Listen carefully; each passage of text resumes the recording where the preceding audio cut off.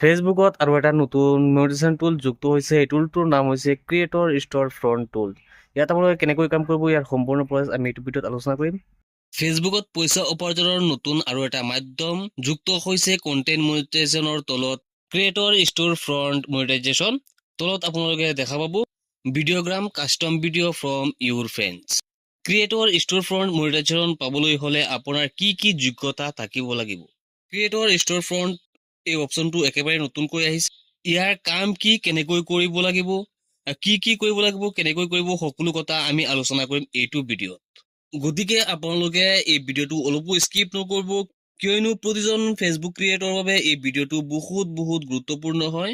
আৰু যদি এতিয়ালৈকে আপোনালোকে আমাৰ এই চেনেলটো ফ'ল' কৰা নাই, ফ'ল' কৰিব আৰু কমেণ্ট এটা কৰিবলৈ পাহৰি নাযাব। প্ৰথমতে আলোচনা কৰিম আপোনাৰ প্ৰফাইল বা পেজত ক্ৰিয়েটৰ ষ্ট'ৰ ফ্ৰণ্ট মনিটাইজেশ্যন পাবলৈ হ'লে আপুনি কি কি যোগ্যতা থাকিব লাগিব আপোনাৰ। 1 নম্বৰত প্ৰফেশ্যনেল মোড প্ৰফাইল লাগিব আৰু নহ'লে আপোনাৰ পেজ থাকিব লাগিব। আৰু যদি আপুনি প্ৰফাইল চলায় তেনেহ'লে আপোনাৰ প্ৰফাইলটো প্ৰফেশ্যনেল মোড এক্টিভ থাকিব লাগিব আপোনাৰ প্ৰফাইল। তেনেহ'লে আপুনি এই টুলছটো লাভ কৰিব পাৰিব। আৰু যদি আপুনি পেজ চলায় তেনে ক্ষেত্ৰত ক্ৰিয়েটৰ ষ্ট'ৰ ফ্ৰণ্ট মনিটাইজেশ্যন পোৱাৰ বাবে আপোনাৰ পেজটো ক্ৰিয়েটৰ কেটাগৰীৰ হ'ব লাগিব।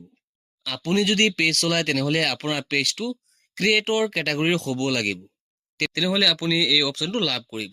ফেচবুকৰ মনিটাইজেশ্যন পলিচি আপুনি মানি চলিব লাগিব। আপোনাৰ একাউণ্টটো ফেচবুকৰ মনিটাইজেশ্যন ষ্টেণ্ডাৰ্ড অনুযায়ী চলিব লাগিব। কোনো কমিউনিটি গাইড ভংগ কৰিব নোৱাৰিব। ফলোৱাৰ আৰু এংগেজমেণ্ট নিৰ্দিষ্ট সংখ্যা সকলো সময়ত দিয়া নহয়। কিন্তু সাধাৰণতে আপোনাৰ পেজ বা প্ৰফাইলটো 10,000 ফলোৱাৰ আৰু ভিডিঅ'ত ভাল এংগেজমেণ্ট থাকিব লাগিব। নিৰ্দিষ্ট কিছুমান দেশত এক্সেঞ্জ। এই ফিচাৰটো এতিয়ালৈকে সকলো দেশত চালু হোৱা নাই। যুক্তৰাষ্ট্ৰ, কানাডা, অষ্ট্ৰেলিয়া এই দেশবোৰত ফাৰ্ষ্টত আৰম্ভ হয়।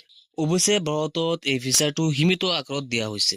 আপুনি এই ফিচাৰটো লাভ কৰিবলৈ হ'লে আপোনাৰ ফেচবুক প্ৰফাইলটো 2 ফেক্টৰ অথেণ্টিকেশ্যন অন থাকিব লাগিব। আপোনাৰ প্ৰফাইলটো নিৰাপদে ৰখাৰ বাবে 2 ফেক্টৰ অথেণ্টিকেশ্যনটো অন কৰি ৰাখিব লাগিব।